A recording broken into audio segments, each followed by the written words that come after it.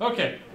So again, just up at Dino Fest, speaking with people, was able to go over and speak with Jesse at his table. His table was very popular, obviously, up there. He had a 3D printer going the entire time, the first day, and printing out, and just world of fascination. A really popular table there, and I was very grateful when I approached you and I asked you if you'd come speak, because I was really excited to hear the whole thing, kind of in a presentation. So we're honored tonight to be receiving Jesse Pruitt from the Idaho Virtualization Laboratory, and he's going to be giving a talk tonight on digital paleontology, sharks, saws, scissors, lasers, and 3D printers.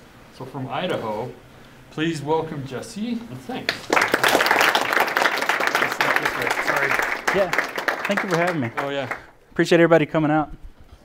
So what I do is, it's an undesignated field of paleontology at this point. I'm kind of on the, I won't say I'm on the forefront, but I'm one of the few people in the country that are doing pure digital paleontology.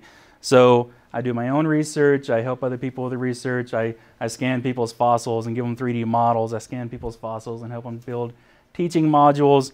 I help people digitally extract fossils from rocks. So if you got a fossil that's still embedded in a matrix that you can't extract manually, I can CT scan that, we can extract that, we can 3D print that, we can blow it up, we can shrink it down, we can make earrings, we can do pretty much anything now, because we're on the digital forefront of a new age in paleontology, I think. So what I do is I run a 3D lab up in Idaho. We're just up the road in Pocatello. If anybody is up that way and you want to come check it out, just come knock on my door. I'm happy to give everybody a tour. We can show you the scanners, show you the printers. We've pretty much always got something running. We've got 6 printers now in the museum, and they're pretty much running 24/7, making anything from earrings, like see back here in the back of the crowd, whoop, whoop. And we've got a printer now that has a build volume of 1.5 meters by 1 meter by 3/4 of a meter tall. So I'm printing a full life-size Edestus. So this little print I brought here is my first little prototype, but I'm printing one of these 9.5 feet long to hang in our museum. So if you need something printed, we can make it happen. So if it's a full 3D lab, we're scanning pretty much continuously. We're traveling around the country, digitizing people's stuff. And at the end of the day, we're glorified databasers. We're making 3D content. We're putting it online so people can access it. We've got 2,500 or so 3D models online now that people can access from anywhere in the world for free. Download it if they got their own printers. They can integrate it in their lessons plans, any of that. So that's the bulk of what we're doing. But my love is sharks. I know I'm in the land of dinosaurs, and it's a bit of a heresy, but sharks is where it's at for me. So we're going to be talking about this animal and one of his weird cousins tonight. So is anybody, well, I give it away. I put a caption down here. But you guys have one of these in your collections here in town. Is anybody familiar with the Helicoprion shark? Have you seen the fossils? Have anybody been able to interact with them? So this is one of paleontology's great mysteries. This is an animal that was found first in Australia back in the 1870s. 1873, I think, the first fossil was found. It was 11 teeth in an arc when they found it, so they described it at the time. Edestus, another shark we'll be talking about tonight, was a known animal. So this is one of the fossils of Edestus here. When they found the Helicoprion, they named it Edestus because that's what they thought it was. But then later they started finding them all over the world. They found them in China. They found them in Russia. We got them in Idaho. That's where you want to be. But they've literally been found anywhere on the planet that has Permian shoreline. They've got Helicoprion. It's a really prolific shark. So back in the 1800s, they found the first full spiral of this animal. And at first, they found it, put it in a museum, described it as an ammonite, right? Because obviously anything that's in marine sediment that's got a coil to it, it's got to be an ammonite. They just thought it was a heavily ornamented, spiky ammonite. But years later, somebody dropped that fossil and broke it and exposed the teeth. And when they did that, they could see that it's got an enamel layer, it's got a dentin layer, and it's got an osteodentin layer, just like modern sharks. So when they saw that, they're like, it's a shark, it's not an ammonite. So then the race was on to figure out what this animal looked like. So we've got over 100 years of people trying to reconstruct this animal. And all they found was that spiral of teeth. So they'd pick it up, and then somebody would write a new paper, they would describe a new species, and they would be like, oh, here's how I think it was. So the original fossil that was described is this one right here. This is a Russian researcher named Alexander Karpinsky. And he thought, oh, well, it's this coil of teeth that's on the nose, and it used it defensively, so it'd whip out kind of like a party favor and stun fish or stun prey. But his peers did exactly what you're doing. They laughed at him. They're like, are you out of your mind? They're like, that makes no sense. So then he's like, okay, maybe you're right. So he put it on the back because that makes more sense. So he reconstructed it here, and he's like, well, maybe it's a back spine. Maybe that's what it was. Or he put it here, and then eventually he put it on the tail. You can see we got this over here. He didn't know where it went. He put it everywhere but the mouth, which is where you'd expect shark teeth to be. So for over 100 years, people are just, they find a fossil, they describe that fossil, they name a new species because they found it in a new area. So it's got to be a new species, right? And then they reconstruct it in all these really weird, bizarre ways. Then come 1954, this fossil right here was found in a phosphate mine in Soda Springs, Idaho. So this is what would become known as Idaho number 4, and this is pretty much the hero of our story. This is the one that helped us solve the mystery of this shark. So there was a Norwegian researcher by the name of Svend Bendix Almgren, came from Norway to Idaho to research these sharks. So he wrote this beautiful manuscript. He described probably 15 different specimens of Helicoprion that we had in our museum at the time, described them. He looked at the surface, did these beautiful reconstructions, wrote a giant manuscript. It's like 80 pages long, just really well written, really well illustrated.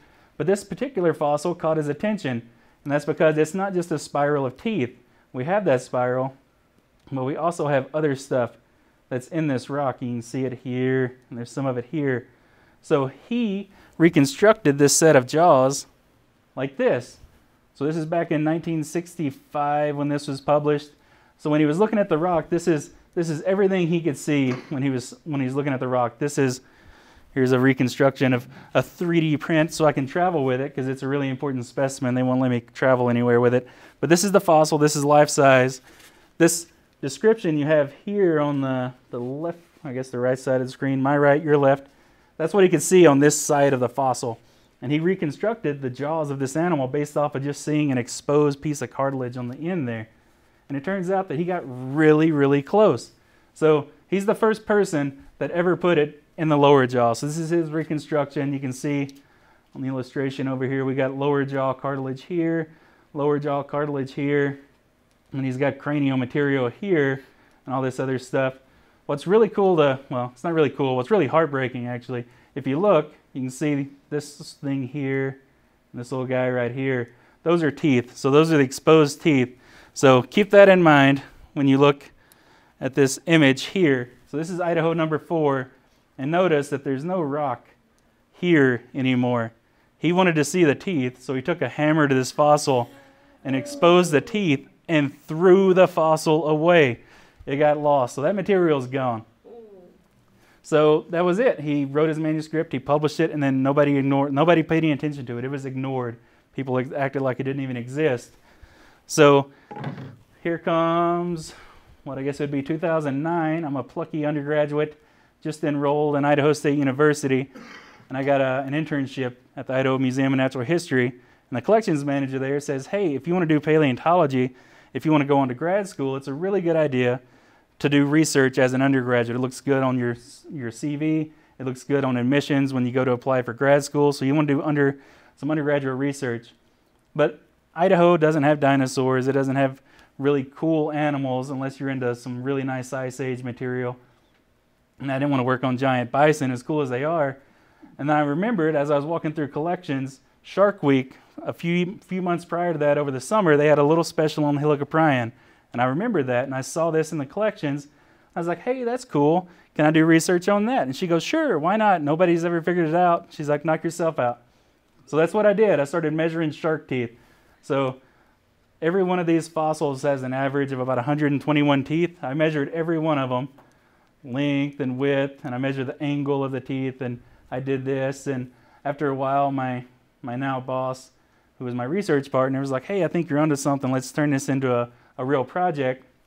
So we spent 2 years analyzing teeth, measuring teeth, and quantifying the specimens. So at the time when we first started this research, there were 13 species of Helicoprion. So they would find a Helicoprion in Nevada, and it became Helicoprion nevadensis. They found one in the Sierra Mountains, Helicoprion sierrensis. They found one in China not too long ago, and it became Helicoprion yingmanensis. So everywhere they popped up is a new species. When we did our analysis, we were able to take those 13 species and shrink it down to 3. There's 3 species of Helicoprion, 2 of which are here in the United States. So this is Helicoprion, used to be Ferrari, now it's Helicoprion davisi. We've got a Helicoprion ergasamenon, which has only been found in Idaho. And then there's the Russian variant, which is Helicoprion basinovi.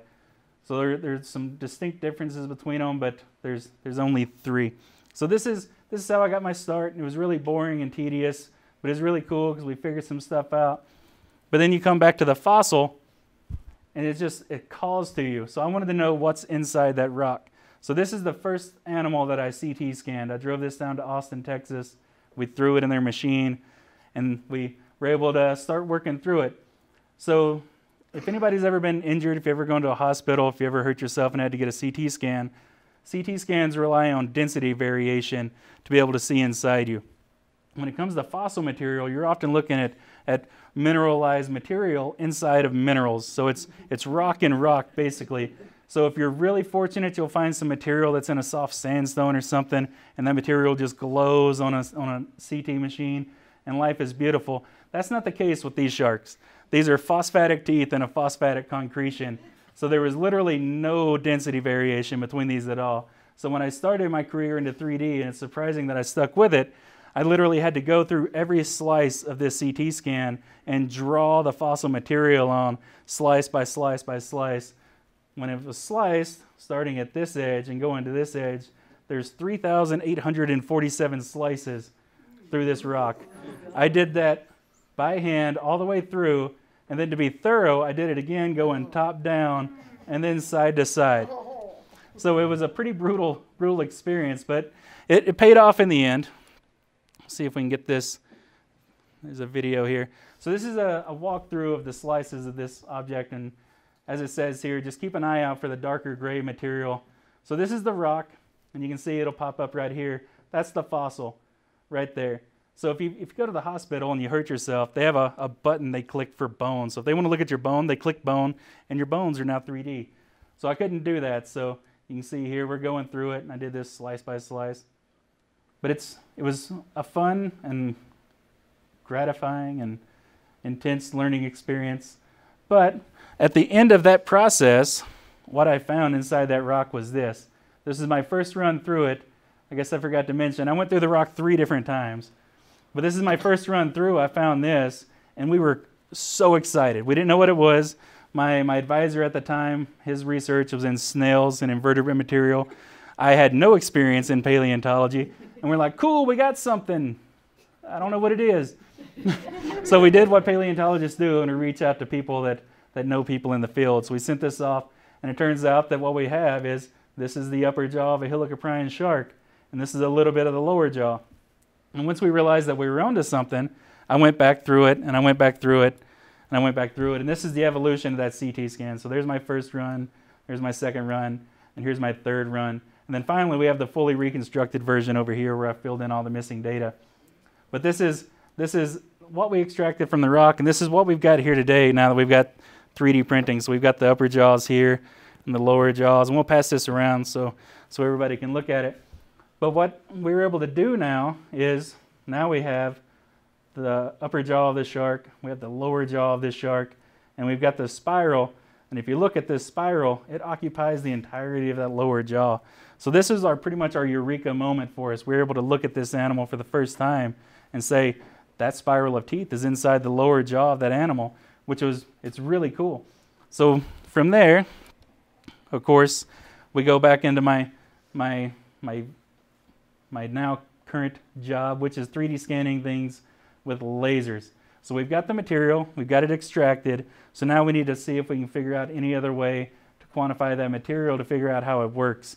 So what I did is I scanned every fossil we had in the collection with a laser scanner and started building 3D models. What's really interesting, and I find it probably my selling point when I talk to people about fossils, like if Jim has a fossil, I'm like, hey, if we 3D scan that for you, you'll be able to see every detail on that fossil that you never knew existed because color obscures detail on fossils, and my laser scanners don't capture color. So if you look at this fossil here, It doesn't look that remarkable. It's pretty cruddy, broken up, partial fragment. But when you see it without the color, now you can see you've got all these big, beautiful teeth, and they really pop out. And then there's this shape right there. This is what led to our current now understanding of how the Helicoprion tooth whorl grew and how it fit in its mouth. Because if you look, you've got the spiral of teeth, and you've got this little shape right here that fits right under that tooth whorl. So this was one of the key moments for us, because if you look at the specimen here, you've got this little piece that sticks up, but it's pretty poorly defined. It doesn't really show you anything. But when you put it into context with this piece here, now you know how that whorl fits and it locks into that mouth. So then we proceeded with our research. We've got our CT scans here, and this is our identification. This is a reconstructed version of what we think the cranium of this animal might look like, because unfortunately everything we have in the fossil is just this. So these are the jaws of the animal. So we got the upper jaw here, we got the lower jaw.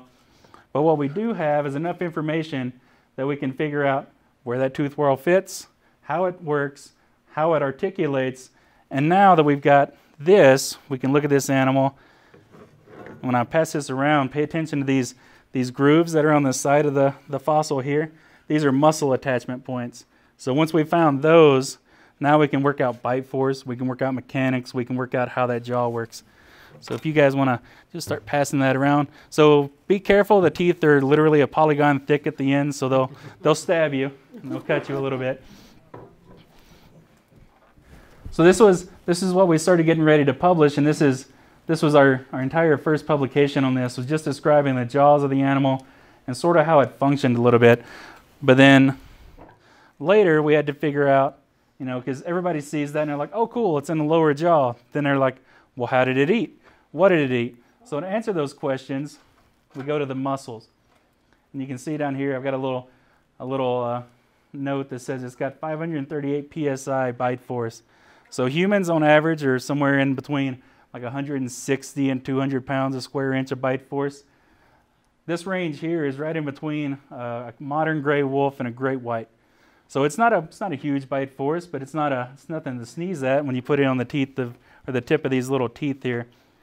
So once we had that, and we know it's got these muscle attachments, and we know what it's shaped like, so now we have to figure out what it ate, right? So we've got every tooth.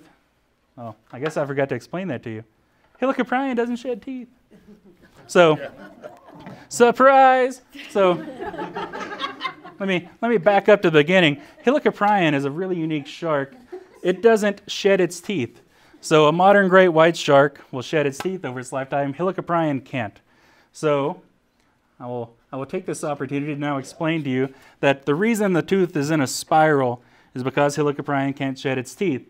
And it does that because, as you'll see when you're going around there, this spiral is one single tooth root. It's one tooth.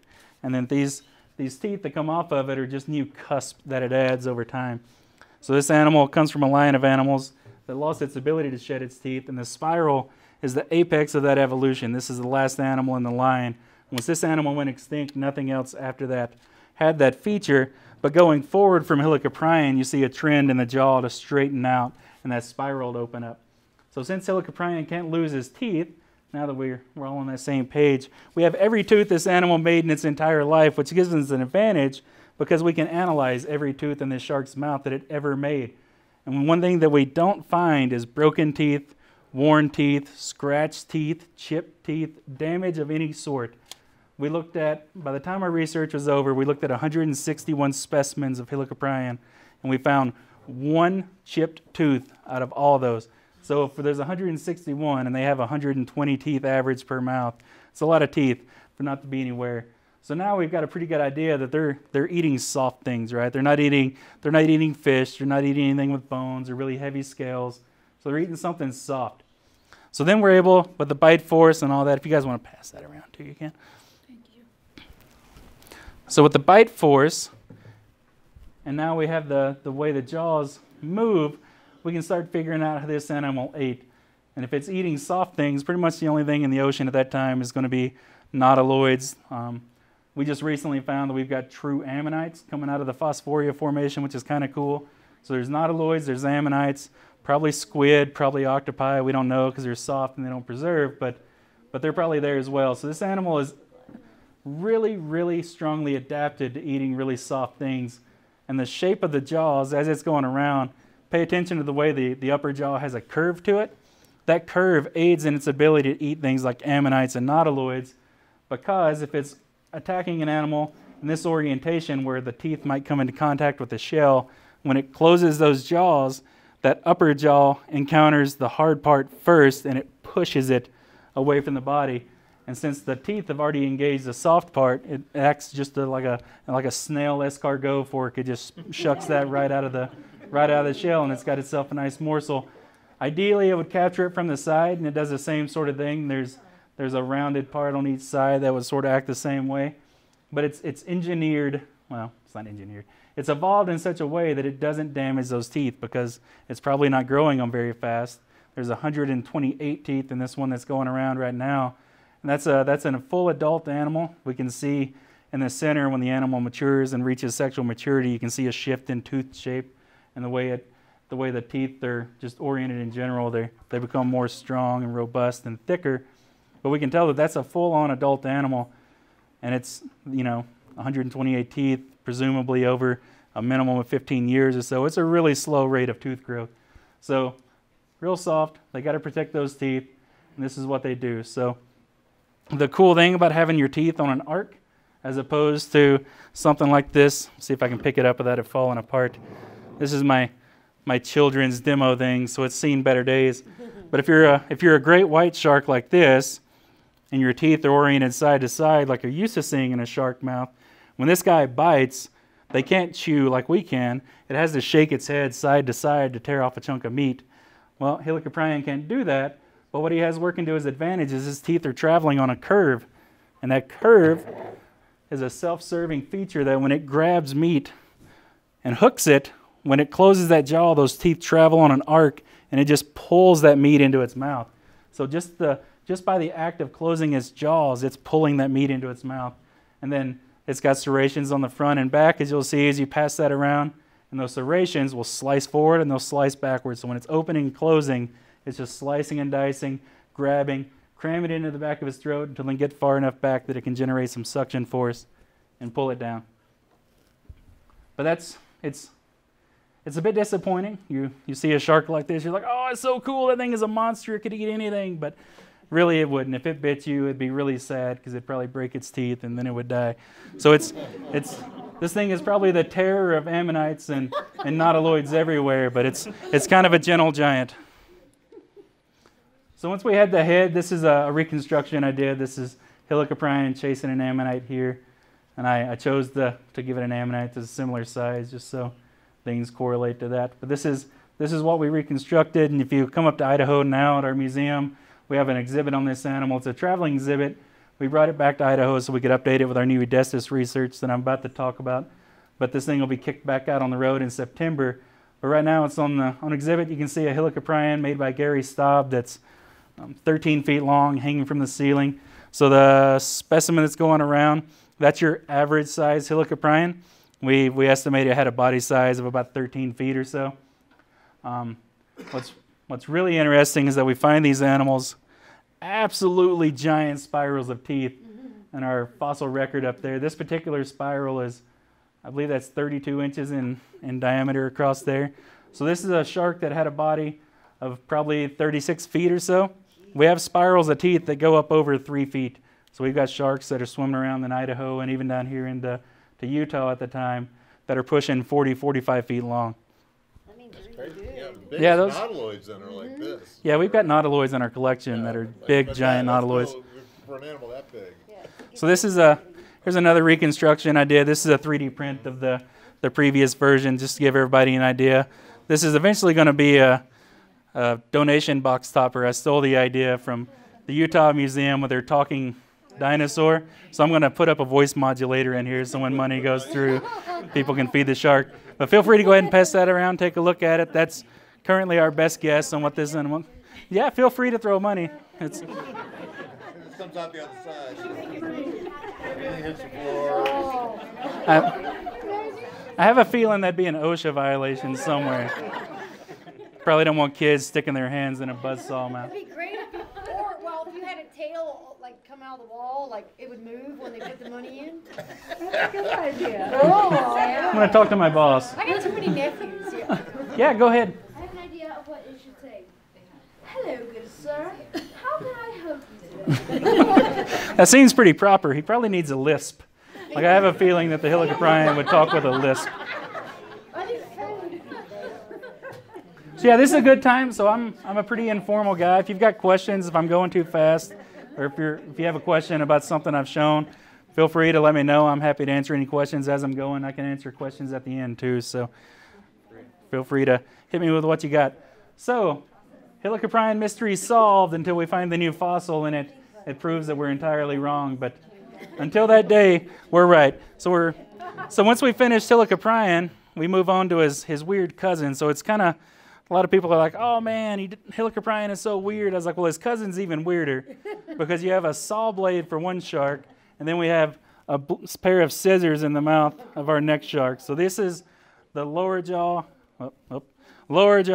and upper jaw of a shark called Edestus. So this is what we have here. These are 3D scans of one of the premier Edestus collections in pretty much the entire world. This is in the Philadelphia National Academy of Sciences. So Edestus, unlike Helicoprion, they're not found in Idaho yet. They probably should be. There's no reason to assume that they wouldn't be, other than we just haven't found them yet until we can hit the right age stuff. So they're a little bit older than Helicoprion. They went extinct about 305-ish million years ago. Helicoprion was extinct, hard extinct by about 286 million years ago. So Edestus, this is what we find. And pretty much the exact same story happens. You find blades of teeth, you find nothing else. These things are found just like this in the fossil record. People reconstruct it any way they want to. So, unlike dinosaurs, sharks tend to get not a whole lot of respect. So, when people find a dinosaur tooth, they take a lot of time and effort to reconstruct that animal. But sharks, they're just like, meh, just throw the teeth in there any way you want to. We gotta talk. So this is everything we knew leading up to our Edestus research, is that they have teeth, and we find those teeth. And so we have several different species of Edestus, but this is pretty much it. There's nothing else known about this animal. There'd never been any jaw material, anything other than teeth. What's really cool about Edestus is he sheds his teeth. So as you can see, we've got one ejecting here. We nicknamed it the taco shark pretty early on. As you can see, it's got a concavity here, and we decided that they go together like hard-shell tacos when you buy a pack of those at the store. So we called it the taco shark. But we've got a blade of teeth, and you can see that it's got this really long, distinct root here. It's got really nice serrations to it. But yeah, he's shedding his teeth, which means this animal is probably eating pretty much anything it wants, right? It's got these big, sharp, they're triserrated teeth. When you zoom in on these things with a microscope, the serrations have serrations that have serrations. So these things are just slicing monsters. But this is pretty much it. People, very similar, they would find it, they'd reconstruct it, and then fortunately there wasn't a whole lot of splitting of these animals. People pretty much respected the species that were established early on. But this is the same problem we have with Helicoprion, right? You have a blade of teeth with no context, so you just do whatever you want to with it. And it's kind of frustrating for me because there's no living animal on the planet that's going to have this for a set of jaws. But for a really long time, this has been the socially accepted reconstruction of Edestus. So in the past few years, there's a new researcher by the name of Wayne Atano, who's a very soft-spoken, kindly gentleman who's sort of made it his life goal to research Edestus. This was his reconstruction, and unlike Helicoprion, Wayne found a few damaged teeth of Edestus. So his idea is that this animal had this curved set of jaws, and that it swam through the ocean like this, and that it just thrashed its head up and down when it encountered fish to stun it, and then it would go back and grab it. And he based that off the fact that he found 3 teeth that have a pretty unusual wear pattern. They're worn down to nubs. They're rounded, they're smooth. Those things have absolutely just been abused in life. But, like Helicoprion, these things are prolific. You can find Edestus teeth on eBay for like $18. They're everywhere. They're out of the coal mine. Yeah, they're out of the coal mines. Oh, yeah, the Coal miners find them, stick in their pocket, throw it on eBay. They're all over the place. But since we have that, we've got thousands of Edestus teeth that we can look at, and there are 3 of them have wear on them. That's it. Out of all those teeth, there's 3 of them. So I have problems with this reconstruction, and we were able to lay this one to rest with our new research. But we did the same thing, right? We started looking at the teeth, we measured the teeth, we started working on the species concepts, all that really boring stuff. But then what I like to do is I like to get in there in 3D and figure this stuff out. So we go to the Field Museum in Chicago, and back in the 50s, 60s, there was a researcher there by the name of...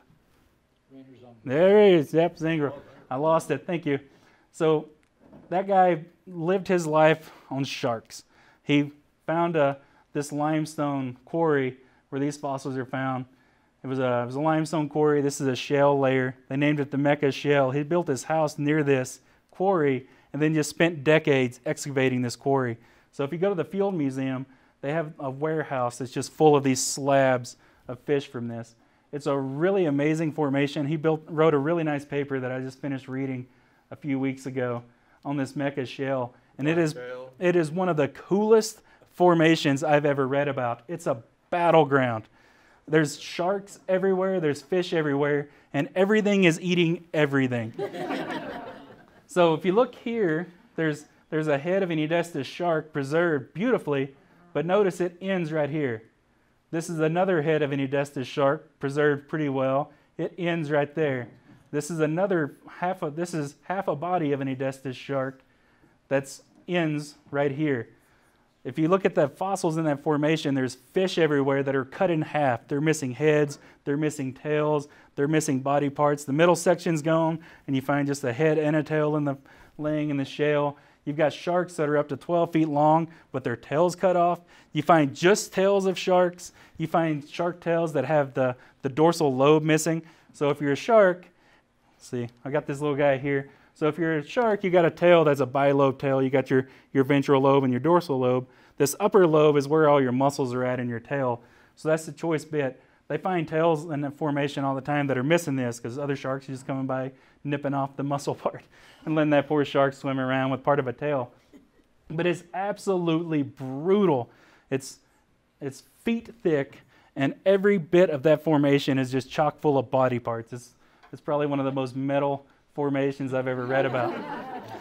So having said all that, these are Edestus. These are juvenile individuals. This skull here is the biggest of the 3, and this is about 14 centimeters from one side to the other. So that's about yay big. It's a pretty small individual. But what's really neat is these are regurgitated shark parts. Something ate this shark and vomited out its head because it couldn't digest it. Same with this. And this is half of a body of an Edestus shark. These are the pectoral fins here and here that was eaten and then vomited back out. And you find that all over the place, these loosely associated remains of just shark vomit. I mean, it's a cool formation. But so that's what these animals are contending with. So for an animal to reach maturity in an environment like that, it's got to be pretty tough and pretty fast. But we're fortunate enough that thanks to animals not being able to digest these supposed harder bits of the anatomy, they preserved, and we've got them. So now, unlike Helicoprion, we have the entire skull of an Edestus shark, and we have the entire skull of a different species of an Edestus shark. So this is our most common guy. This is Edestus heinrichi. This guy is Edestus minor. You can see he's got a really different tooth shape. These big guys here, these are heinrichi as well. So they've just got a really, really distinct, nearly symmetrical triangular shape to them. These guys have a really narrow, thin, sort of, we call them a pinky fingers, something like that. This is also an Edestus heinrichi. We were fortunate enough to find 3 skulls that we were able to CT scan this one. This is the only one that would fit well inside of a CT machine. These other blocks of rock are too big to fit, but we x-rayed these, you can see here, and we're able to use those to help inform the reconstruction that we're about to undertake. So before we get too far along, since we have 3 of them, one of the first things I noticed is that I was able to find this thing so my boss and I are very professional people, and we name things, well, we call it the taco shark. Carrie's laughing because she knows it's a lie. So we call this the lamb chop because it's got sort of a bulb at one end and a long bony looking thing. So we called it the lamb chop piece of anatomy because we didn't know what it was. This is literally the first thing we saw on the x-ray was this shape. But I was like, hey, look, every one of these fossilized skulls has that shape in it. So we started looking for that. But we stuck this guy in a CT machine, and I thought I had a bad time when I came to Helicoprion, but I realized once I started this one that I was really, oh, where'd you go? Come on. Maybe. Maybe. Okay, it's not going to work. So, shale being shale, this is an incredibly thin piece of fossil here. From top to bottom, that is 7 millimeters thick. That's less than a centimeter. That's the entire head of that animal compressed to 7 millimeters thick. And it had been eaten and vomited back out. So, this is what I started doing. So I went through that thing exactly like I did at Helicoprion, but my challenge now is this is an incredibly partially digested skull that's been smashed flat. So what I did is every time you see a different color, that's a different time I went through that CT scan. So I started here, and I assigned a color, and I followed this until it stopped. And then I went back through, and I followed this until it stopped. And I followed that until it stopped. I went through that so many times. This took me months. I think I worked on this one skull for like 6 months. And I was cross-eyed, and I was angry. I would come home mad because it's terrible. So CT scans are huge data files. They're made up of a bunch of images, right? So each image is probably in the neighborhood of about 200 megabytes. So you're looking at gigabytes of data, and you're trying to convert that into a 3D image. So my computer would crash, and I wouldn't have saved. So I just lost 8 hours of work. And I would just come home raging and just so annoyed. But I kept telling myself it's worth it because at the end of the day, it's a skull and nobody's ever seen it before. It's true. I would come home and she'd say, "Shut up, eat," before you even talk to me. But this is what I was able to pull out. So this is this. Now it's in 3D, and now it's in my wheel space. Once I have something in 3D, it's pretty much mine, and I can do anything I want to with it. So now we've got the upper jaw of this animal. We've got the lower jaw here, and you can see it here. I color-coded everything. So it's kind of hard to see in this shape, but it's a little easier to see. My boss is Canadian, so in addition to food things, we also assign them Canadian monikers. So he called this the hockey stick because it kind of looks like the end of a hockey stick. So we got this shape here, and we were able to pull that out really well. So now we've got the entire lower jaw of this animal, and then we just went through. And so what you're looking at here is, it's terrible, and it took, once I converted to 3D, it became easier, but our lamb chop is the upper jaw of this animal. So this is what we call the palato-quadrate in a modern shark. But so let's step back in time. So Helicoprion and Edestus are sharks that belong to a family of sharks called Eugenodontids. And one of the key defining characteristics of Eugenodontids is that they have reduced palato-quadrates. So this big giant upper jaw from a Helicoprion is a palato-quadrate. That's not very reduced. This takes up half of the skull of an Edestus. That's not a really reduced palato-quadrate. But then Edestus had to make things even worse because they're supposed to be fused in Eugenodontids. This is the palatine, and these are the quadrates. So now it's not only not reduced it like it's supposed to, like a good Eugeniodontid, it's split them into two discrete pieces of anatomy. So we've got the upper jaw here, which is the palatines. We've got these objects back here. And what's really cool about this animal is that not only does it have these monstrous blades of teeth, but it converted its quadrates into a dual articulating jaw joint. So it attaches to the bottom of the lower jaw here, and it attaches to the top of the chondrocranium here. That gives it 2 points of articulation. That means when you take these skulls in life, so I'm missing the quadrates because I broke them. So pretend the red pieces are separating these two pieces. This animal with that dual jaw joint can open and close its jaws like a regular shark, but it can also open and protrude forward and close and rake that jaw joint. So this thing can sit there like a reciprocating saw and saw that back and forth. So when you think of sharks being terrifying, just imagine something grabbing your leg and then just sitting there like a saw. They have quadrates to do the same thing. They throw their whole jaws out. So yeah, that's what's really cool about 3D is now we were able to reconstruct that. So that's what you're seeing at the bottom of the screen here. This is me reconstructing the bite sequence of an animal. So it comes up, It opens its jaw. It's got a really wide gate on its jaw. It can open up until, you can see here, there's a little prominence comes off the back of the lower jaw. It can open until that comes into contact with the quadrate, and then it can close, and you can see that now its teeth, they're far forward, and then it can just rake those back, which is pretty cool and gross. Now you can start picturing that formation where there's all these tails and there's heads and things laying everywhere. It's because you got these things with power saws in their mouths running around grabbing stuff, and then they just slice right through it. So what do you think is eating them? So we find, we find, Zengro found Edestus bodies, or Casiotis bodies, that have Edestus bite marks in them. So other Edestuses are eating Edestus. So they're cannibalizing each other. Yeah. There's a really big shark, I can't remember its name. They have a terrible name. It eluded me. But they have a really big shark there that's eating these guys as well. And then there's Edestus. I don't think so. I've seen them with teeth as big as T-Rex in the Carboniferous. But they've got Edestus. There's Casiotis, which is a related form of Edestus. It's one of its cousins. There's placoderms. There's other fish there. So there's 4 or 5 different species of sharks. So you bring up a good point. So in Zengro's manuscript, it says placoderms, and I'm not entirely sure what that means. They don't make it out of Devonian. So this is what I was able to reconstruct. And we've got we can pass this guy around here too. Just picture these pieces here, the quadrates that I broke right after I printed them. Just picture those in place here, and you can see that the jaw would sit like that and articulate back and forth. So we can pass those guys around. So eventually we're going to hook a servo to this thing and make it a robot. So when you come into our museum, you can hit a button and its jaws will open and cycle and do all that stuff. Kids' birthdays, you can cut the cake for them. Exactly. So it's been requested multiple times, so it's probably going to have to happen, as people have asked me to make a pizza cutter for a Helicoprion. You got that nice little spiral of teeth. So we can do probably a hedge trimmer line of these guys, or maybe like, a turkey cutter.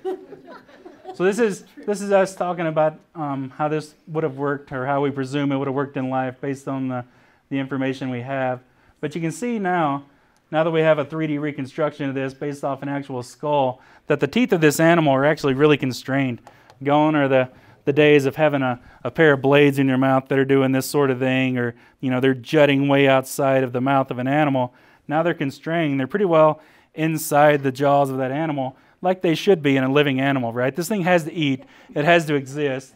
One thing that sharks have going for them that evolved over millions of years is they're streamlined and they're exceptionally hydrodynamic, so they can sneak up on other fish and eat them. If you have your teeth hanging outside your mouth, you're creating turbulence that fish are going to be able to detect. So if you have your teeth like that, you've basically just ruined millions of years of evolution, and nobody would do that. So we can pass these guys around too. So these guys are made out of I think this is plaster. So if they fall, they might break, but they're leaves, so it wouldn't bother me too much. He's broken many of my 3D prints. So now we've got this animal, we've got the skull, we've reconstructed the jaws. So now it's time to figure out what this animal will look like. So this is a 3D model I made.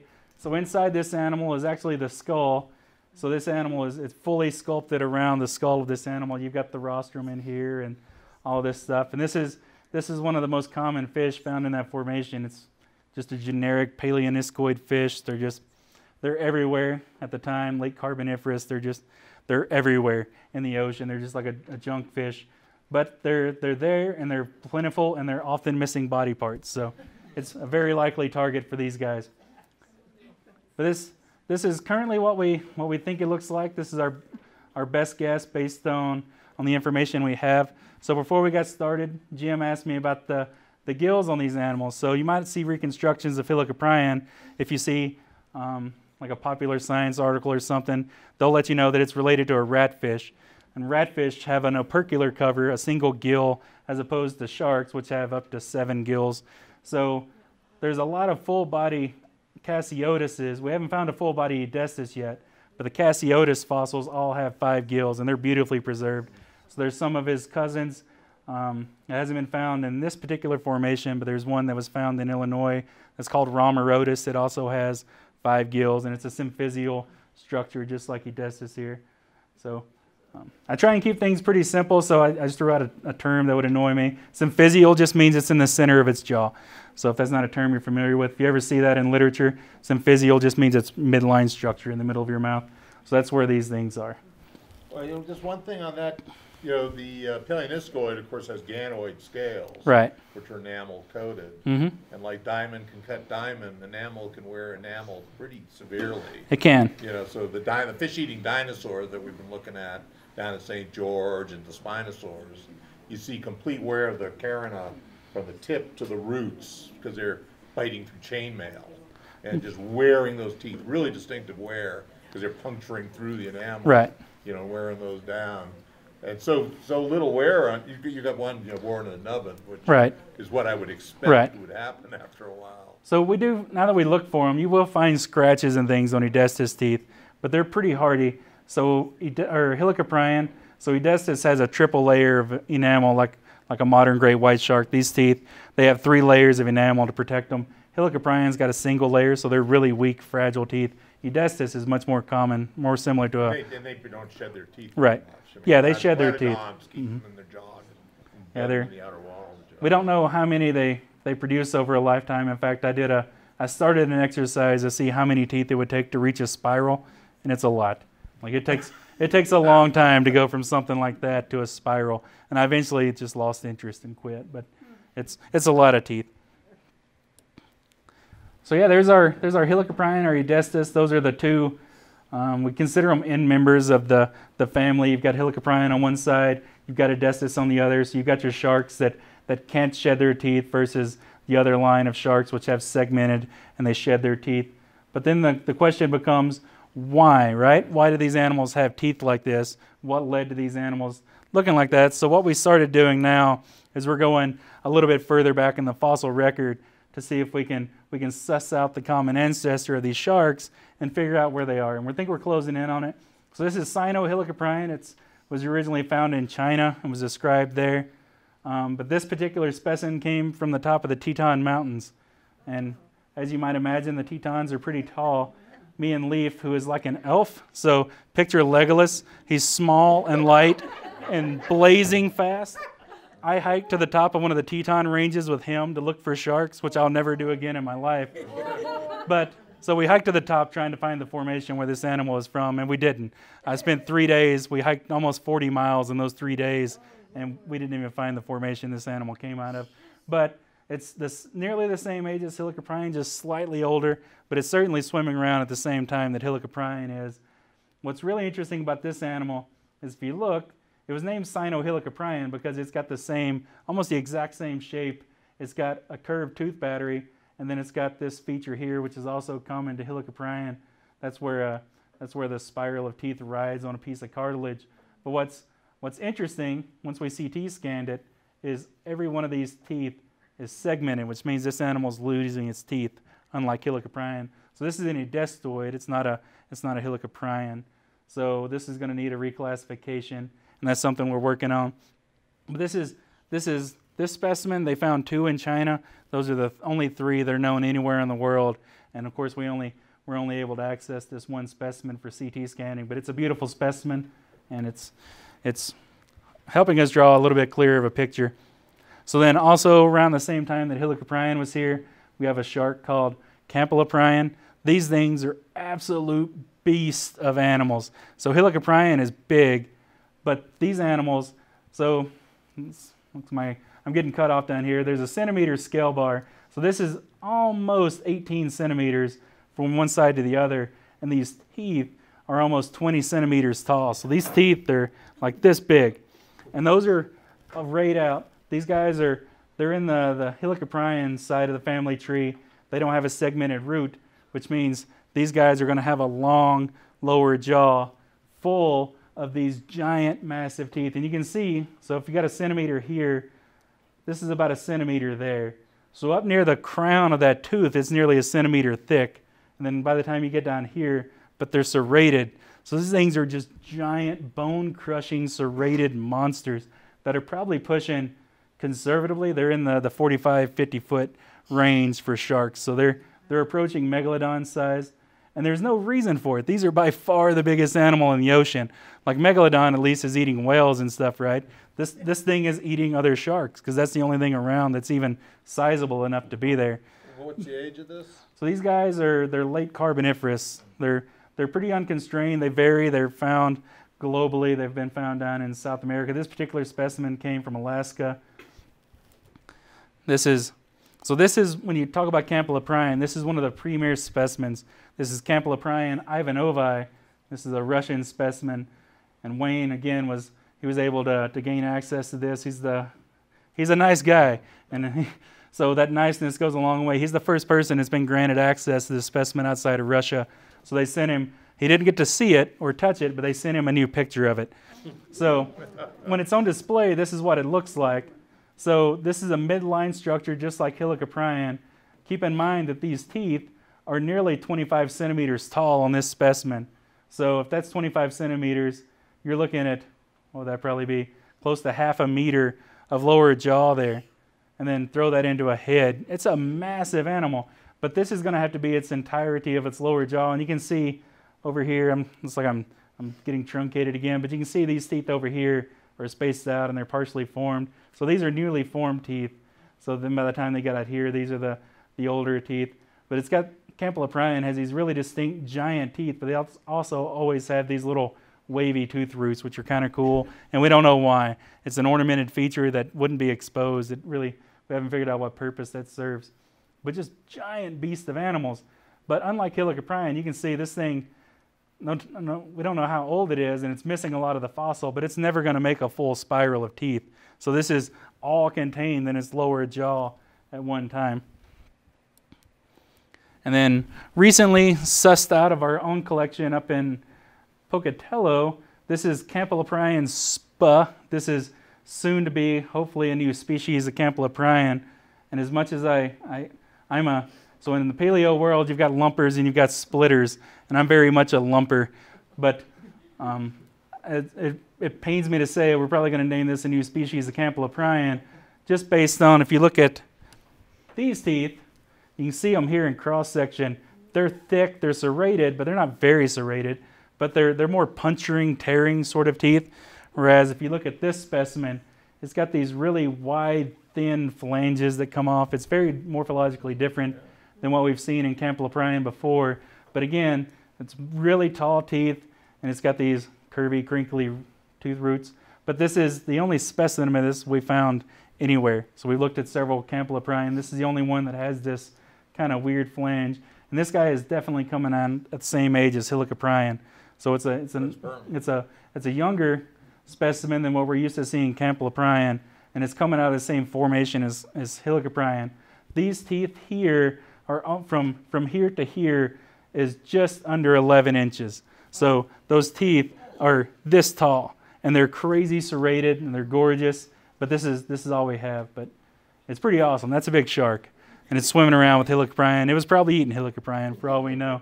Because, like I said, you've got ammonites and nautiloids in the Phosphoria, but the biggest shell we found in the Phosphoria is, this big. And if you've already got 40-foot Helicoprion eating those things, and you got this guy cruising around, might as well eat the Helicoprion that are swamping and occupying your waters.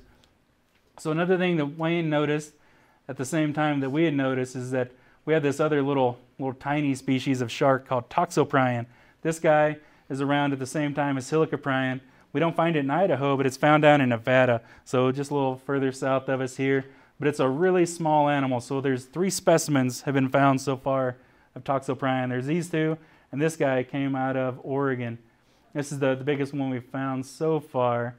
But what it's looking like is that this is probably going to be the juvenile state for Campyloporion. They're the same animals. What we're seeing here is a gross series of these animals.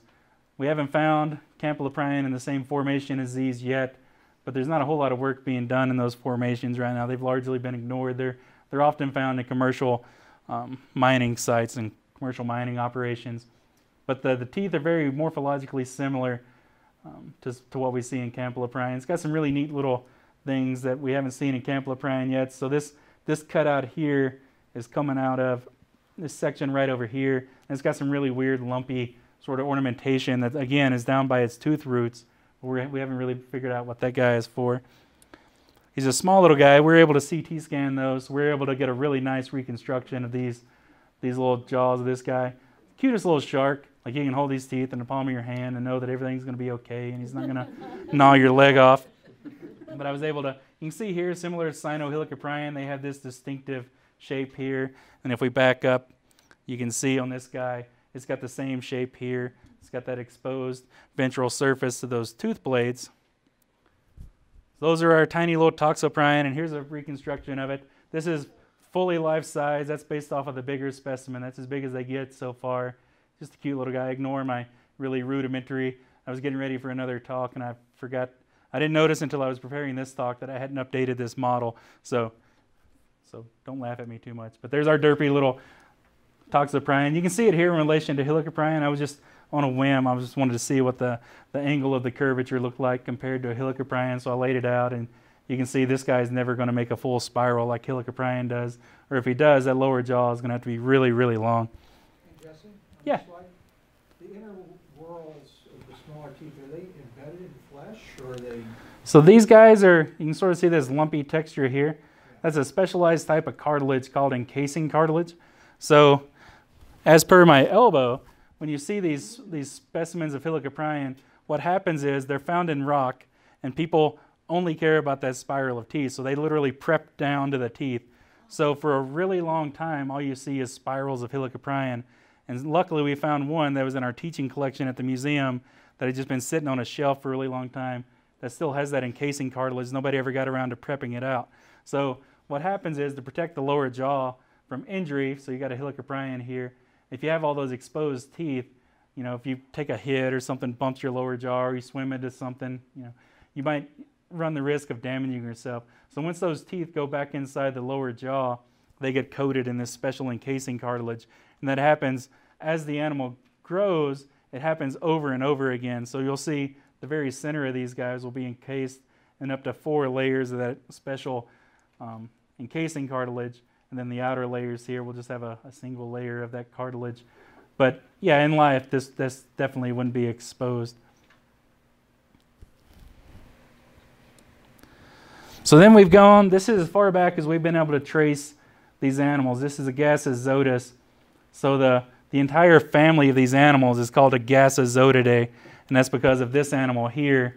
We were able to CT scan this specimen. It's not a very big specimen. These things get absolutely massive. But using the CT scanning again, we're able to see we've got our symphysial structure here, but this animal has this really cool batteries of dentition that line its jaw. So it's got these sort of cutting, slicing teeth here in the middle. They're not serrated. They're pretty simple teeth in terms of how shark teeth would appear, but it's also got these crushing teeth. So it's able to grab, hold, crush, do that sort of thing. These guys get just brutally huge with these really complicated batteries of teeth. So every one of these lines you see is a line of teeth. And they're all shaped differently. Every line is different from the previous line of teeth. They're just really gnarly looking shark teeth. No other shark after this guy seems to have. You would think perhaps that this is a common feature of the family, that Edestus with its lower jaw might have some of those. We haven't definitively found teeth that line the lower jaws running to the side. You can see this is an early reconstruction. This is based off of another shark called Babotus. It's got this really wide lower jaw, but we were able to, using our CT scanning, we can see that it's probably going to be more of a sort of an edestoid shape lower jaw there. Just really cool sharks, but we think this is where we're closing in on these animals. So you've got an animal that's got a really long lower jaw that has what would eventually be a straight line of teeth. This is a juvenile animal. So as it got bigger, that lower jaw is going to have to keep growing and growing and growing in proportion to those teeth size, whereas Helicoprion can keep all those teeth in a really compact spiral. So that's the advantage of that. So you go from an animal that by the time this thing reached maturity and was fully an adult, that lower jaw is probably going to be pushing 3-4 feet long, and your body has to compensate for that. Whereas Helicoprion, with all those teeth in a spiral, can keep all those teeth in a smaller space which allows it to be more conservative with body size. I mean, conservative up to 40 feet, but comparatively speaking, if Helicoprion followed this trend, it'd be some giant Godzilla monster swimming around in the ocean. So this is everything we've been able to get our hands on 3D wise. We've got our little Toxoprion specimen up here, Cynohelicoprion. These are our Campyloporion specimens. There's a Gasozotus, and of course Edestus and Helicoprion here. So now that we've got this image up on the screen, you can really see this beautiful spiral of teeth. So we've got 121 teeth in this particular spiral. This tooth here was the last tooth the shark made before it died. This little thing right here is a little hook. We call it a juvenile tooth arch.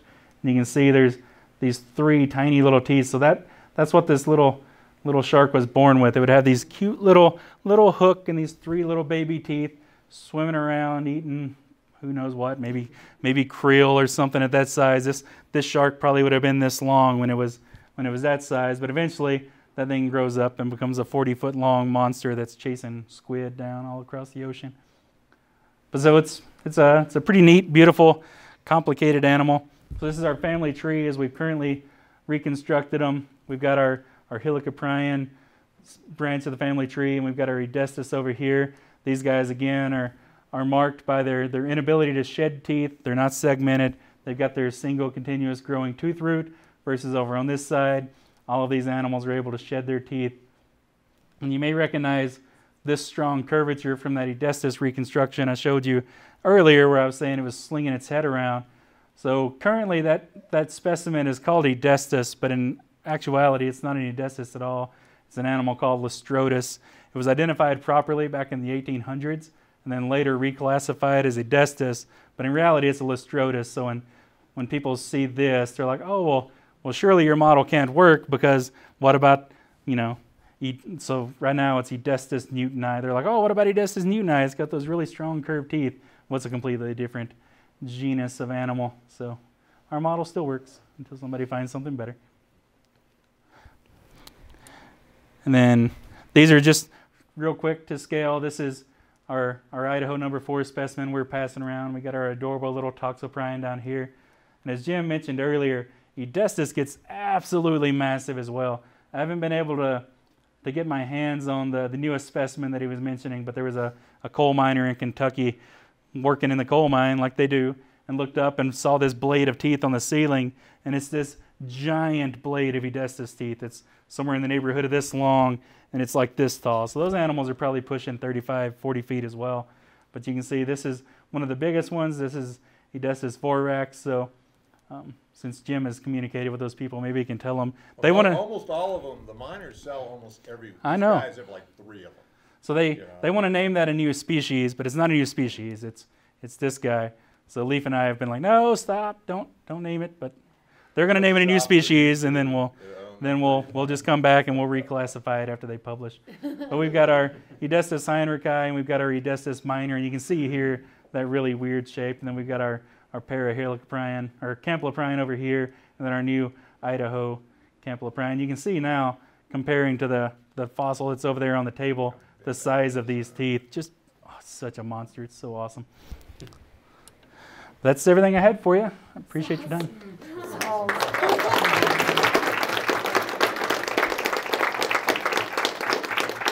So quick plug, I was on River Monsters. I got to hang out with Jeremy Wade for a day. I've got a Jeremy Wade signed Helicoprion tooth whorl by my desk at work. So any questions? I'm happy to, yeah. So with Helicoprion, if I understand correctly, this jaw is sort of, through ontogeny, it's moving forward as the animal grows. Does that happen with other genera, or is it the only one showing that kind of circular movement? So Campyloporion would have had the same sort of growth as well. Over time, you would see a trend where that it would have slowly moved forward over time. Edestus is pretty much going to remain the same. It's going to shed teeth. It's going to make new teeth, and it's going to kick them out like a great white would. But Helicoprion is pretty much the only one that will have, over time, that jaw is just going to keep rotating and ratcheting and growing like that. Yeah, for sure, Campyloporion would have been the same.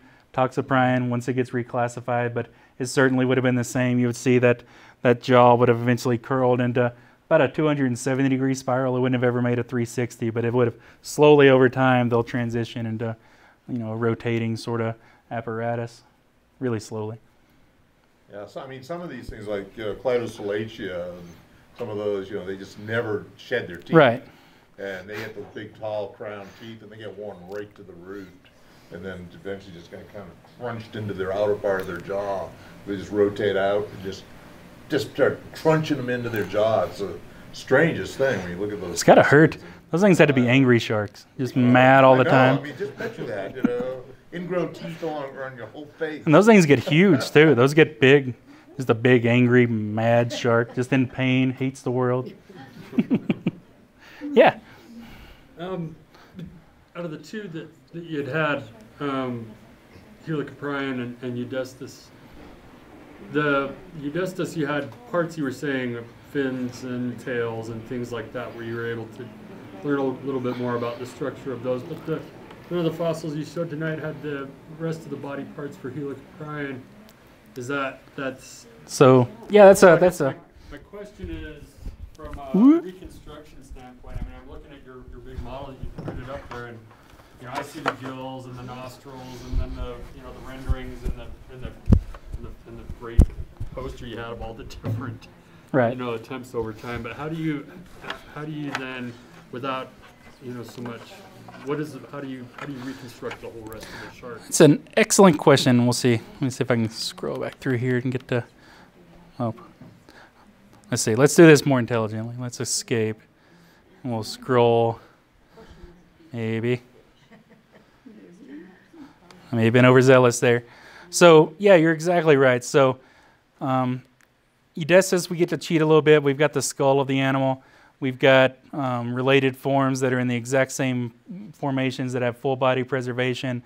So we've got really closely related body forms of these animals. So Helicoprion, literally, so there he goes. So Helicoprion, all we have of this animal is this. This is everything we've ever found for that. The entire genus Helicoprion is this, with the exception of the tooth whorl, of course. So we made some inferences from this and the anatomy we have. So one of the ways that people identify sharks is based on what they call jaw suspension, and that's how the jaw hangs from the skull of these animals. So we have the complete palato-quadrate, and we've got some features here that allows us to make a distinction in that anatomy. So we've got back here let me work this through before I just word vomit all over you. So you can see the clear shape we have here. That's what I've reconstructed as a tentative reconstruction for the chondrocranium of this animal. That's based off of this shape back here. So when we say these animals are sharks, that's technically not true. So they're technically a ratfish, they're a chimeroid, they're a holocephalin is their official nomenclature, and that's based purely off of this jaw suspension. So if you look at an animal like modern day ratfish or ghost sharks, like the videos you've seen of these really deep water, weird looking critters, they have this sort of shape to their upper jaw that fuses into the chondrocranium. So that's how we're able to reconstruct this. And then these knobs here, if you look at a great white shark, which, let's see, yeah, that's upside down. So these knobs here, those are called an ethmoid process. We have them too, they're in our nose. So on sharks, you've got the ethmoid process. So on great whites, like Jim was mentioning earlier, great whites can move their jaws outside their mouth a little bit and then grab and pull back in. And the most extreme version of that, of course, is the goblin shark. If you've seen videos of those, they can literally just throw their jaws out of their mouth and grab and pull back in. That is the articulation that allows it. There's a ligament that attaches there that allows them to do that. So we've got an ethmoid process on Helicoprion, and you can see it in the fossil even. It's this bump right here. So that's the ethmoid process. And you can see that it's facing in, whereas on our great white model here, they're facing up. So since these are facing in, it's going to be fused into the front of the skull here, which means it's not going to be able to, it's got an immobile upper jaw. So its jaw suspension is very much holocephalin. So since that's the only characteristics we had other than the teeth, it becomes a holocephalin. So that's how we got to here. And then just stay on the conservative side of things, we went with a shark-like body, because it is related to Edestus and Cassiotis, and we have full body reconstructions of those, or full body fossils rather. So there's a tendency you'll see these things reconstructed with a single gill arch, which may be right. We don't know. This is everything we've got. But what we can say is that it's got a holocephalin-like jaw suspension, and that if one were just to stick with strictly that, then yeah, it's not right. And this is probably wrong. But the easier assumption is just assume it looks like Cassiotis, and we have those fossils. It's complicated. Yeah, I swear Bill Lund, was telling me, and Bill Hawes, about an Edestid that they collected in Bear Gulch that, was eel-like with about a 3 to 4 foot long body, but really like wrapping around through the rock. I said it was on like 4 different blocks because it just went all over the dang place. So funny you should mention that. When we published our research, like it published, the news release came out, the articles came out, and Dick called Ray Troll and says, "Hey, just so you guys know, I got a fossil that says you're wrong." And we're like, "Oh, cool, can we see it?" No. So we may very well be wrong. We don't know, but until Dick publishes that or lets somebody see it. But yeah, I mean, you never know. I mean, this is all we've got of this animal. I mean, and that's the thing, the diversity of that assemblage of stuff is just crazy. So at the same time Edestus is around, there's another shark called Lystrotus, and all they find is that. They don't find teeth, they find spines, and they find carpets of spines, like big 4 foot long sections of just spines of the back of this animal. So it's like a porcupine shark. And there's some speculation, because those Lystrotus spines are often found in association with the shed Edestus teeth. So there's some speculations that Lystrotus and Edestus are the same animal. So Edestus would be more eel-like and whatnot. But I don't think that's the case, given the close association with Cassiotis and the body fossils we have of that. But yeah, it's a tricky thing. Like I know, get Dick Lund to publish this. I mean, he's getting on there. He's getting on there. Yeah, him and Eileen are. Well, their health is failing. I'm not going to say I'm waiting for the day, but there are some greedy sitting there, just like that material. Getting a rancher, well, I guess in Delphi collections. Well, they've got supposedly they have just a room full of this stuff at their house. Like they collect it and it's just sitting there waiting to publish. It's all from a ranch, so they were selling off 2/3 of what they were collecting and using that to fund the work and all the rare stuff. So yeah, my boss is a really conservative fellow when it comes to paleontology. So all he'll say is that this is literally everything we know about Helicoprion, and he's not wrong. Like that's it. That's what we know. So all of this is pure, just educated guesswork based off of the evidence we had. But At least it doesn't look crazy. it doesn't look too crazy. It looks functional. It's cute. What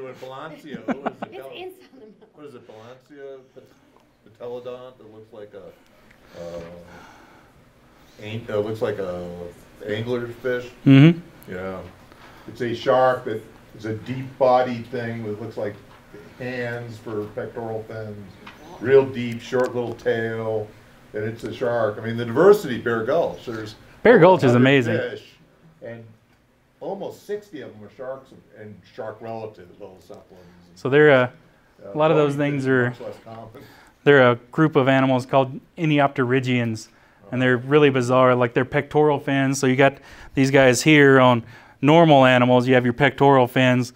The pectoral fins on Eniopterygians come off the top of their heads. So you got these big fin apparati, and they often are almost always covered in spines, and they got these weird barbels that are hooked, and they're just really cool. It was one of the first things I ever found in Nebraska. Black shale, I split a shale, thought it completely.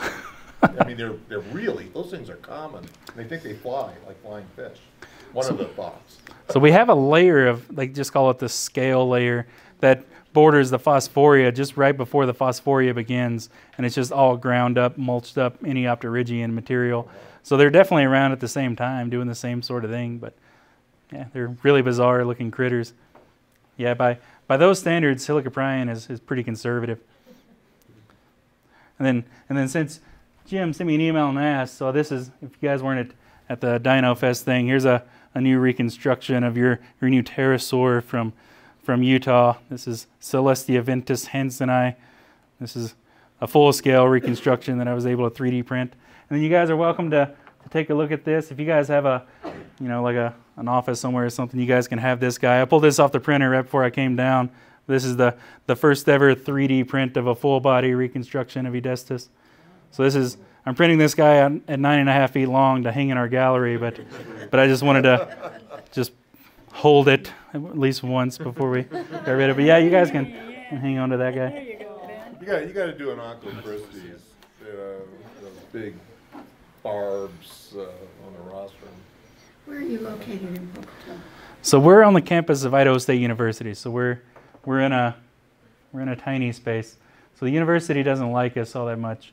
So we used to occupy 4 floors of this building, and it was nice. Like we had all these different things, and then they moved the life sciences herbarium collection into the top floor, and then later decided that needed to be admin spaces. So they moved the herbarium down and took half our gallery space to become the herbarium. So now we have 1 floor and our basement collections, and then the upper 2 floors are all administrative and things. But we make the best of what we got. That's a museum. Yeah. Yeah, we're continuously rotating out exhibits. For as small as we are, we put in 4 new exhibits a year. They rotate through. The Helicoprion exhibit is on display until September, at which point we'll update it with our new Edestus reconstruction. We're going to do some new stuff, and then we'll kick it back out on the road traveling. But always changing stuff. What do we have there now? We got a horse exhibit that's shrinking, the buzzsaw sharks, and we got some cool stuff. And as you can see, I 3D print. I've got 6 printers at work. I've got 5 at home now. This is pretty much my life is consumed by 3D printing. So it's just a matter of time before we realize that there's some carcinogen and 3D printing filament that I'm going to grow a 3rd limb or something. But so over the last summer, I took a group of middle school students and we taught them how to 3D model a dinosaur skeleton. So we've got a researcher in Idaho now, L.J. Krumenacker, did his dissertation, PhD dissertation on a really cool, pretty much the only real good dinosaur we get out of Idaho called Eryctodromeus. We taught those kids how to 3D model. So they modeled that entire skeleton. We 3D printed it, so we've got that on display. It's pretty much entirely made by kids, and we'll be doing that again this year. Have you done any of the burrows? I haven't. We dug up. That would be really neat to be able to reconstruct them in the burrow. So this is where things get tricky for me with the burrows. So it's thought to be a burrowing dinosaur because it's always found, or not always, but it's often found in association with burrows. The skeletons are in burrows, which seems to be young. Right. It seems to be a pretty good indicator that these animals are burrowing. But they're small dinosaurs at full size. They're about this tall. They're almost 9 feet long though. They have these giant long, really ossified tails, which would be really stiff. But they're digging burrows that are the size of its chest cavity, and they don't find exits. Like they have to get down there and turn around. Burrow in too, with no exit. Well, they have a flexible tail that's not 6 feet long. So I have questions about that. But yeah, it's a pretty cool dinosaur, and kids were able to do it and 3D print it, and we're always something. Well, that's one of the things you could play with. You said, "Sorry, can't do it." We've modeled it. Yeah. Sorry, I have a question, and it might be kind of stupid. I'm sorry, I'm naive to kind of all this, but I was just wondering about that environment of is it the Camploprine? Yes, sorry. How you mentioned it was a battleground, and most of the skulls you found were vomited up. Were they vomited up because they couldn't digest it, or were they freaking out like, oh crap, there goes my tail, because No. it's such a battleground? No, it's exactly that. So stressed out. So sharks have a, Constantly vomiting. presumably these guys would have been similar. They have a corkscrew intestine, so whatever they can't digest, modern sharks are exactly the same way. You've seen videos online of people pulling like license plates and car parts and things out of shark guts because they just can't digest them, and there's nothing they can do about it. So if they get things that take up too much space, eventually they'll just vomit it out. So these are presumably just really hard parts of these sharks that they're not able to digest. So especially this specimen here, like it's just sprayed. That's very obviously something that's a sick shark, just blah, and out comes that poor little half an Edestus shark there. But yeah, it's literally just that. They can't digest them, then there's nothing they can do with it, so they just have to make room for it. So they'll. I know they do it with stress too. So I'm like, was it that crazy battleground that they eat? It could have been. Like it's the paper is amazing. Like I'm a pretty visual guy, so as I'm reading this, I'm like drawing a picture in my head, and it's just like they calculated the accumulations to days, and like some of these layers are like the accumulations over 3 days, and it's just body parts everywhere, and that's over decades of time, and it's just it would have been so cool to see. Like it would just be like a horror movie, like somebody going through with a chainsaw, just fish parts raining everywhere in there. It probably wouldn't be a good, like you wouldn't want to be a free diver or anything, but Thank you. yeah. So for Helicoprion, it's pretty clear that there's occlusion almost along the whole exposed part of that curve. But then do you also see that with Edestus? Is it less clear with less preserved fossils? So Helicoprion allowed us to cheat a little bit when these whorls preserve. They're found in a full 360-degree spiral. But now that we know what to look for, we can see the line. So when we reconstruct these animals like this, there's about 15 or so teeth exposed here, we base that off of the fact that some of these fossils, when we started looking, you can see a cartilage line there that lets us know how many teeth they would have exposed. We haven't seen anything like that on Edestus, but it's presumed that pretty much the majority of those teeth that are fully formed would be in battery. If you look at these reconstructions, let's see. Come on.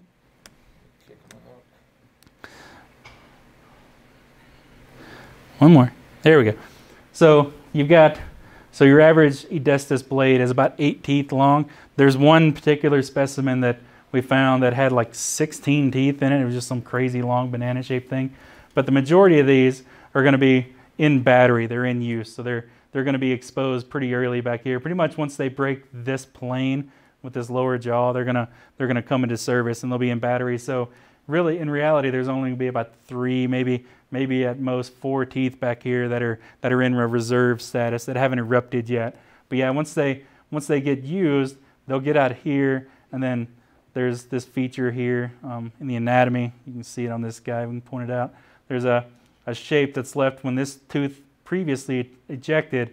It left a scar there, and it's probably happened about the time it reaches here. So it's just getting out there, getting pulled out, and getting ejected. But who knows how long that took? It could have been days or. Has anyone ever done like stable oxygen isotopes on the enamel and stuff? We're trying with Helicoprion. Yeah. So there was a really heartbreaking discovery. What was that? 3 years ago when Leif and I went down to Monsanto. So these guys are really cool. The Helicoprion are coming out of phosphate mines. And those guys are really awesome. When they find them now, they give them to us. So we've got about 164 specimens known globally right now, and we've got about 90 of them in our basement up in Pocatello, because it's where you want to be if you're studying these really old sharks. But they call us when they find them, and sometimes they don't find them in the rock. They'll find them like they've got these big bulldozers that are vertical, just scraping the phosphate off. And it was probably, I think it was 3 years ago, they scraped and perfectly exposed the Helicoprion whorl right in this mud-like substrate. So Leif and I went down there, and we couldn't get down there the day they called us, so we went the next day, and it rained that night. So the fossil was wet. So we're trying with some butfar and some acetone to try and dry it out so we can preserve it, but it just wouldn't work. So I literally just grabbed a bucket and held it up over my head, and Leif took a shovel, and we just scraped this Helicoprion into a bucket.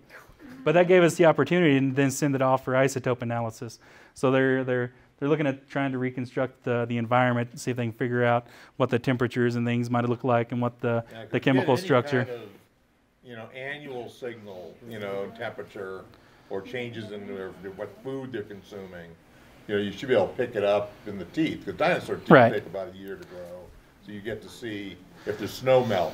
So does the oxygen isotope shift? So the results they sent back were pretty weird. So they asserted that so looking at the isotopes, the researcher that was looking at those teeth and doing the analysis said that the water temperature was 112 C based on what he found. And that doesn't sound right. Now you know why they were vomiting. So that's hot. so there's. But oxygen, if you get a salinity difference, salinity throws oxygen isotopes off more than temperature does. So if you have some salinity thing going on. They're still doing it. We sent them that entire bucket of shark So, so hopefully they'll find something. Maybe that was, who knows, that could have been an area where we, exposed it to some chemical or something that threw off their analysis. But yeah, it's the really frustrating thing is that these teeth are pretty much just straight phosphate. Like they've been completely replaced. There's almost no real original material left. Even the ammonite we found, we've got a really nice ammonite, and even that shell is completely phosphatic. The enamel is not, because enamel's almost No, indestructible. it's phosphate. Well, Like it's phosphate in right, life. I right. mean, that's what it's made out of. So you can't do carbon. You have to go and do phosphorus or oxygen.